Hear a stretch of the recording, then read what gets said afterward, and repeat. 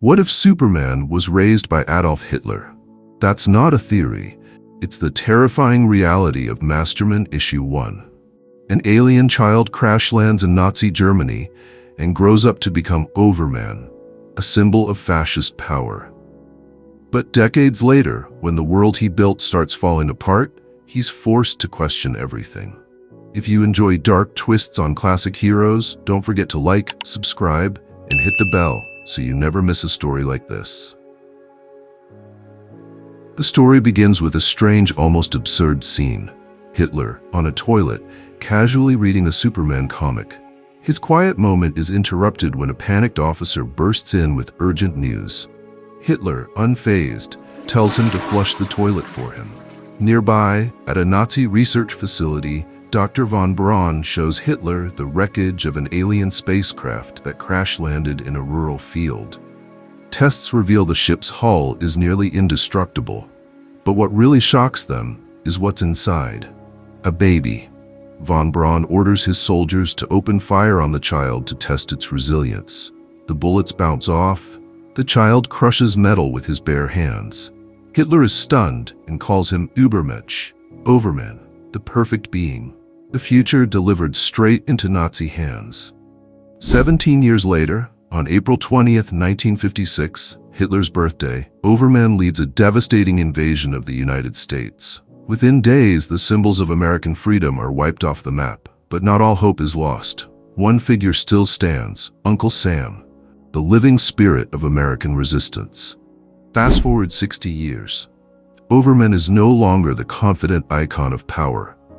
The death of Overgirl, a close comrade, has shaken him deeply. He wakes from nightmares, tormented by guilt and grief. He opens up to his wife, only to be met with cold indifference. She tells him to toughen up, to live up to the iron image of the man the world expects him to be. Later, Overman attends a memorial ceremony for Overgirl. Standing alongside his fascist allies, twisted versions of Alfred, Batman, Martian Manhunter, Green Lantern, Aquaman, and Wonder Woman, he lights an eternal flame in her memory. But the moment of silence is shattered. A familiar figure steps from the shadows, Uncle Sam himself, delivering a bold message of defiance. Before Overman can react, Human Bomb, one of Sam's allies, detonates in front of him. And just like that, the war begins. The final battle between liberty and tyranny has been set in motion. Flash manages to evacuate most civilians from the building just in time. Meanwhile, Overman takes Human Bomb to an orbital base, the Nazi version of the Watchtower, called the Eagle's Nest, for interrogation. There, Overman meets with the fascist version of the Justice League. Right away, he realizes this attack is unlike anything they've dealt with before. It's not another Starro invasion or a strike from the Luthor League. These new enemies are coordinated, tactical, and armed with technology from parallel universes. Worse, they seem tied to Overman's own buried past, a past he's tried hard to forget.